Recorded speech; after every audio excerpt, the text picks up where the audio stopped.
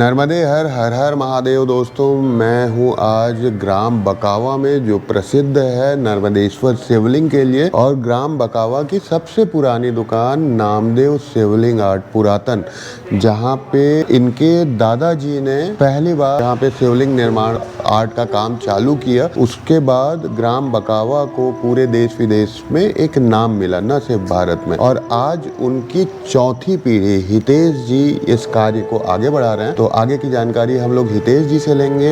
नर्मदेश्वर शिवलिंग के विषय में आज जानेंगे, और घर में कौन सा लगाना चाहिए, मंदिर में कौन सा लगाना चाहिए, कितने प्रकार के नर्मदेश्वर शिवलिंग होते हैं, यहाँ पे क्या क्या प्राइस रेंज है, क्या ऑनलाइन डिलीवरी पॉसिबल है, क्या पेमेंट का क्या सिस्टम है, वो सारी जानकारी आज हम लोग हितेश जी से लेने वाले हैं। तो हितेश जी, सबसे पहले तो आपका स्वागत है मेरे चैनल चिंतामणि जयपुरी में। नर्मदे नर्मदे।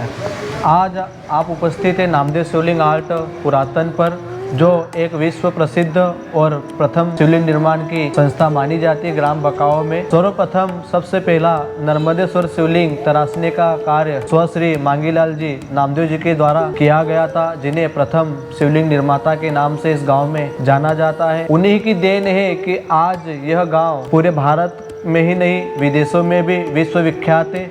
और यहाँ पर बनने वाले नर्मदेश्वर शिवलिंग पूरे विश्व में प्रसिद्ध है, और जितने भी तीर्थ स्थल ज्योतिर्लिंग इसी गांव के माध्यम से सभी जगह नर्मदेश्वर शिवलिंग जाते हैं। और यहाँ पे इनको अटल बिहारी वाजपेयी जी के द्वारा भी सम्मानित किया जा चुका है। जी, सही बात है। तो उस समय के तत्कालीन प्रधानमंत्री श्री अटल बिहारी वाजपेयी दादाजी के द्वारा नर्मदेश्वर शिवलिंग भेंट किया गया था। नर्मदेश्वर शिवलिंग के बारे में बताया गया था। भाइयों, हम लोग बैठे हुए हैं, आप देख सकते हो कितने सारे नर्मदेश्वर शिवलिंग हैं यहाँ पर। हितेश जी, सबसे पहले तो मैं ये जानना चाहूँगा कि नर्मदेश्वर शिवलिंग की इतनी महत्ता क्यों है? नर्मदेश्वर शिवलिंग ही एक ऐसा शिवलिंग है कि जो अपने आप में प्रतिष्ठित शिवलिंग माना जाता है। पुराणों में भी इसका उल्लेख है, वेदों में भी इसका उल्लेख है। भारत में दो ही नदियाँ का पत्थर पूजनीय माना जाता है। सबसे प्रथम आती है माँ नर्मदा मैया, जिसका कंकर शंकर माना जाता है, और दूसरी नदी है नेपाल में गंडकी नदी, जिस नदी का पत्थर शालिग्राम के रूप में पूजनीय होता है। तो पुराणों के हिसाब से भी माँ नर्मदा का हर कंकर शंकर माना जाता है। और साइंस के हिसाब से देखें तो नर्मदा नदी में जो पत्थर पाया जाता है, इसके अंदर से सकारात्मक ऊर्जा उत्सर्जित होती है। तो यह नर्मदेश्वर शिवलिंग जहाँ भी स्थापित या प्रतिस्थापित होते हैं, उस क्षेत्र में पूरी सकारात्मक ऊर्जा का प्रवाह हमेशा बना रहता है। हितेश जी, मैंने सुना है कि जो नर्मदेश्वर शिवलिंग होते हैं उन्हें प्राण प्रतिष्ठित करने की भी आवश्यकता नहीं पड़ती है, क्या यह सही है? जी बिल्कुल, यह सही बात है। पुराणों में भी दर्शाया गया है कि सहस्त्रभाव नाम का एक राक्षस था, जिसने भगवान शिव की तपस्या की माँ नर्मदा नदी के किनारे, और उसके कोटि हाथ थे। तो वह उन्हीं हाथों से मिट्टी के शिवलिंग बनाकर माँ नर्मदा जी में अर्पित करता था। तो उसने कई साल तक यह तपस्या की, और उसकी तपस्या सिद्ध हुई, और भगवान शिव जी के द्वारा उन्हें वरदान मिला कि जितने भी मिट्टी के शिवलिंग तुमने बना के नर्मदा जी में विसर्जित किए, वह जिस कंकर से भी स्पर्श होंगे, वह नर्मदेश्वर के नाम से या भगवान शिव जी के रूप में पूजे जाएंगे। तभी से ही माँ नर्मदा का हर कंकर शंकर माना जाता है, फिर चाहे वह किसी भी रूप में किसी को प्राप्त हो। तो यह अपने आप में स्वतः प्रतिस्थापित होते, इन्हें कोई किसी प्रकार से प्राण प्रतिष्ठा करवाने की आवश्यकता नहीं होती है। अच्छा, कितने प्रकार के नर्मदेश्वर शिवलिंग होते हैं? जैसा मैं देख सकता हूँ, कुछ का रंग अलग है, कुछ में अलग अलग चित्र बने हुए हैं। तो वो एक बार मुझे चल के दिखा देंगे कि कितने प्रकार के होते हैं नर्मदेश्वर? बिल्कुल, देखिए।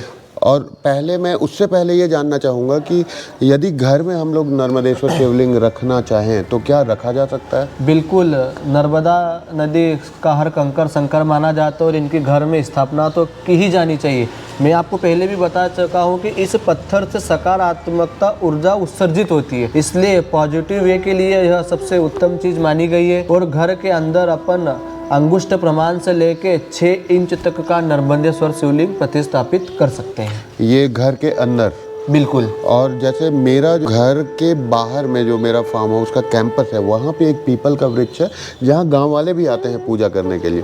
तो वहाँ पर किस आकार का शिवलिंग स्थापित मैं कर सकता हूँ? देखिए, पीपल के वृक्ष के नीचे स्थापित करना है यदि आपको शिवलिंग, तो उस चीज़ के निर्भर करता है कि आपके पीपल के वृक्ष का क्राइटेरिया क्षेत्र कितने बाई कितने का है, जो भी आपने प्लेटफॉर्म तैयार किया गया है उसके हिसाब से रखा जाता है। मैं शिवलिंग के हिसाब से प्लेटफॉर्म तैयार करना चाहता तो हूँ। फिर आप कोई सा भी शिवलिंग रख सकते हो, घर के बाहर कितना बड़ा भी रख 1.25 सकते फुट भी रख सकता हो, हूँ। बिल्कुल 1.25 फीट रख सकते हो आप आसानी से, कोई दिक्कत नहीं। आप जरा मुझे शिवलिंग के प्रकारों के, नर्मदेश्वर शिवलिंग के प्रकारों के बारे में बता दीजिए। वैसे तो शास्त्र के अनुसार नर्मदेश्वर 9 प्रकार के होते हैं, तो आपको मैं बताता हूँ कुछ प्रकार आपके सामने यहाँ पर उपस्थित है। स्वयंभू नर्मदेश्वर शिवलिंग, इन्हें महाकालेश्वर के नाम से भी जाना जाता है, जो कि पूर्ण मधु कलर के रूप में पाया जाता है।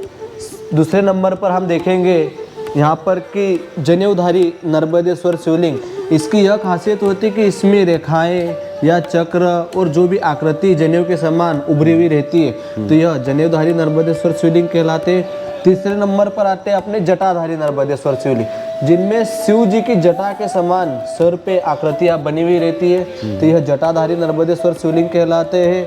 और चौथे नंबर पे आते हैं ओंकार नर्मदेश्वर शिवलिंग, जिसमें शिवलिंग के ऊपर यह ओम की आकृति है, यह कुदरती है, तो यह ओंकार नर्मदेश्वर शिवलिंग कहलाते हैं। उसके बाद में आते हैं नीलकंठेश्वर त्रिकुंडधारी नर्मदेश्वर शिवलिंग। इसमें आप स्पष्ट रूप से देख रहे हैं कि यह जो त्रिकुंड है यह कुदरती है, और माँ नर्मदा में अनगिनत प्रकार के और अनेकों प्रकार के नर्मदेश्वर शिवलिंग पाए जाते हैं। हर कंकर दूसरे कंकर से भिन्न होता है, इसलिए हर शिवलिंग में अलग अलग आकृतियाँ, कलाकृतियाँ, चिन्ह और निशान निकलते रहते हैं। यही नर्मदेश्वर शिवलिंग की खासियत है।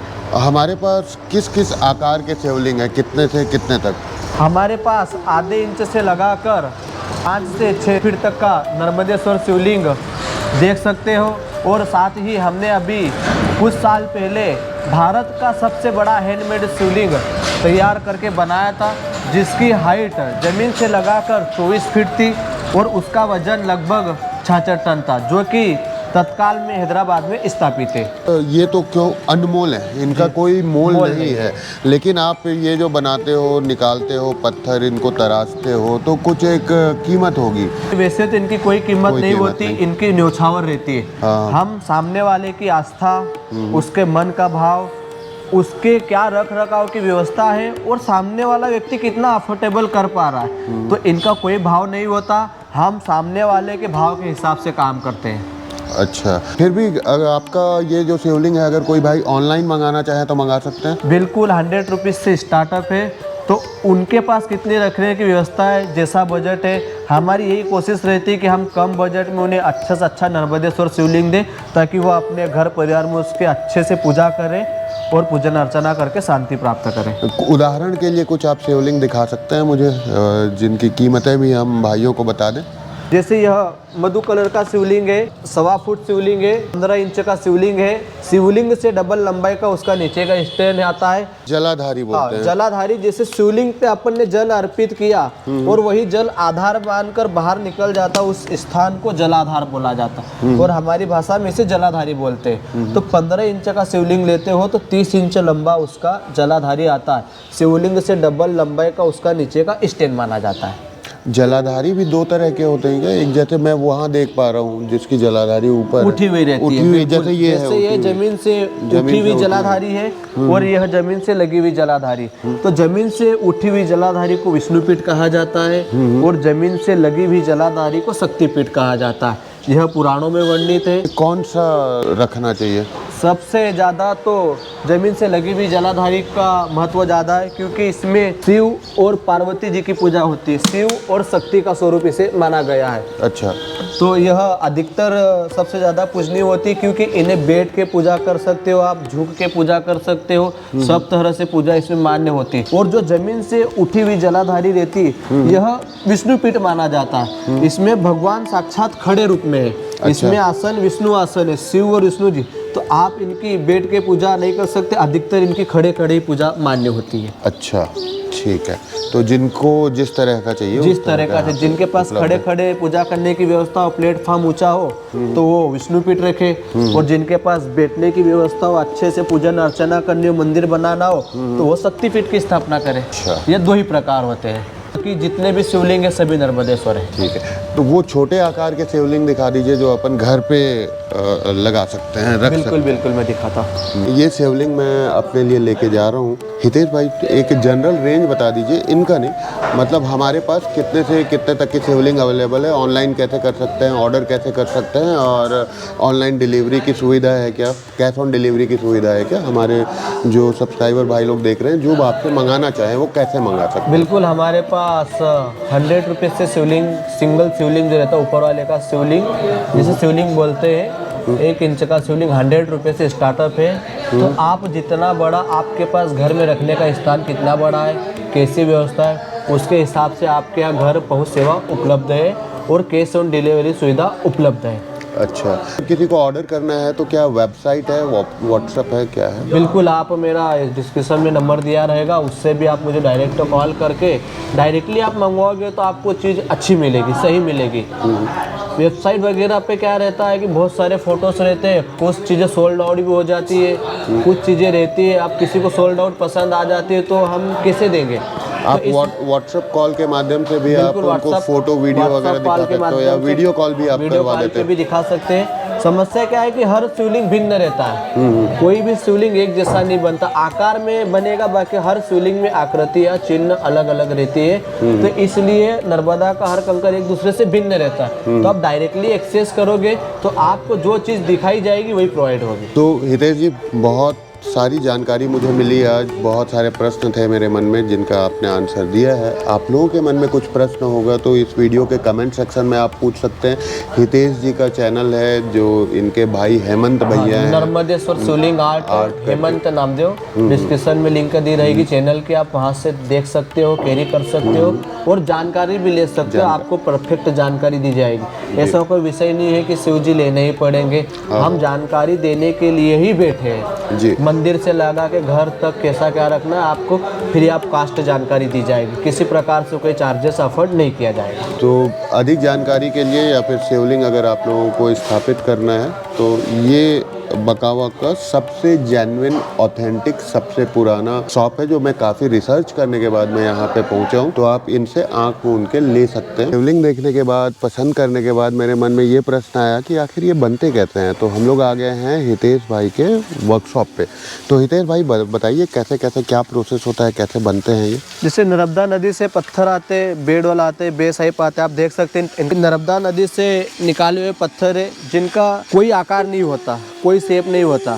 हाँ, बाकी इनमें जो रेखाएं, आकृतियाँ, जो ये येलो कलर का स्टोन है, इसमें जो भी रेखाएं, इन्हें हथौड़े से तराशा जाता है और शिवलिंग का आकार दिया जाता है। हथौड़े से तराशने के बाद उन्हें हैंड ग्राइंडर से कटिंग किया जाता है। से ए वाला शिवलिंग है, यह जो उज्जैन ज्योतिर्लिंग है महाकालेश्वर, उस तर्ज पर बन रहा है, रहेगा नर्मदेश्वरी, बाकी इसका जो आकार रहेगा एकदम पाइप की जैसा। इसकी फिनिशिंग और घिसाई होने के बाद में यह जो उज्जैन में स्थापित ज्योतिर्लिंग है महाकालेश्वर, इस रूप में यह कंप्लीट हो जाएगा। इसके बाद में भी इसे अभी 4 प्रोसेस से और गुजरना पड़ेगा, हाथ से घिसे करने वाली प्रोसेस। तो वो शिवलिंग उस साइड रखे, अपन उस साइड चल के उनको देख लेते हैं। अच्छा, मैं यहाँ पे देख पा रहा हूँ कि यहाँ जलाधारी भी बन रही है। हाँ, तो ये भी नर्मदा मैया के ही पत्थर है ये? नहीं, जलाधारी में एक ऐसा विषय है कि केवल शिवलिंग की ही मान्यता है कि नर्मदा जी का हर कंकर कंकर शंकर है, उसी की मान्यता है। जलाधारी ऐसा कोई पर्सनल विषय नहीं है और कहीं पुराणों में भी नहीं लिखा गया है और ना ही कहीं ऐसा अलग से वर्णन किया गया है कि नर्मदा जी के पत्थर की जलाधारी ही होना। जलाधारी आप किसी भी स्टोन की रख सकते हो, आपके पास क्या व्यवस्था है, क्या बजट है, पीतल का कवर तो वैसे भी लग ही जाएगा, तो आप जलाधारी किसी भी पत्थर की रख सकते हो। ऐसा कोई जलाधारी में विषय नहीं, शिवलिंग का महत्व है, शिवलिंग का ही विषय है और शिवलिंग के बारे में ही बताया गया है। जलाधारी से इसका कोई विषय नहीं है अलग से। ठीक है। सेम नंदी महाराज के साथ भी है? हाँ, नंदी जी तो मार्बल के भी होते हैं, संगमरमर के भी होती है, काले पत्थर के भी होते हैं। वो तो एक सवारी है, आप किसी भी प्रकार से उसे एक्सेस कर सकते हैं। जी, आप लोग देख सकते हैं जल पड़ने के बाद में क्या साइन आ रहा है इनमें, इन सारे शिवलिंग में। इधर अच्छा आएगा, इनको देखो। हर हर महादेव। आप देख रहे हो कि यहाँ ये जितने भी शिवलिंग है लगभग इनमें 95% काम हो चुका है। इनमें जो भी आप कलर, आकृति और चिन्ह देख रहे हो ये सब कुदरती है। कंप्लीट होने के बाद भी आप इनको जितना घिसोगे, घी लगाओगे, उतना है ऐसे के ऐसे ही चमकेंगे और हमेशा इनमें यह चमक बनी रहेगी। नर्मदा नदी के पत्थर की एक खासियत है कि उनको आप जितना अभिषेक करेंगे, स्नान करवाएंगे, उतना इसमें चमक आता रहता है। आज वर्कशॉप की छुट्टी है, इसीलिए हम लोग बात कर पा रहे हैं भाई लोग, नहीं तो यहाँ पे हितेश भाई बता रहे थे कि हमेशा मशीनें चलती रहती हैं, कानों में दर्द हो जाता है। कानों में सन्नाटा चलता है, क्या हैंड ग्लाइंडर की आवाज़ आती है, ग्लाइंडर की आवाज़ आती है, टीचे करने वाले की आवाज़ आती है, तो सारा दिन शोर चलता रहता है। आज मकर संक्रांति के उपलक्ष्य में छुट्टी है सबका, इसीलिए हम लोग आराम से देख पा रहे हैं और बातचीत कर पा रहे हैं। शिवलिंग है, यह बड़े मंदिरों के लिए ये 12 फीट का शिवलिंग है, जो कि एक ही पत्थर को तराश कर बनाया गया है। इसका लगभग 75% इस पे वर्क हो चुका है। इसके भी फिनिशिंग और 3 से 4 बार हाथ से घिसाई होने के बाद ही इसमें पता चलेगा कि इसमें क्या निखार आएगा, क्या चमक आएगी और क्या कलर रहेगा। अभी रफ एंड टफ कंडीशन मिली, इसलिए आपको भूरा भूरा दिख रहा है। फिनिशिंग होने पे एकदम कंप्लीट दिखेगा।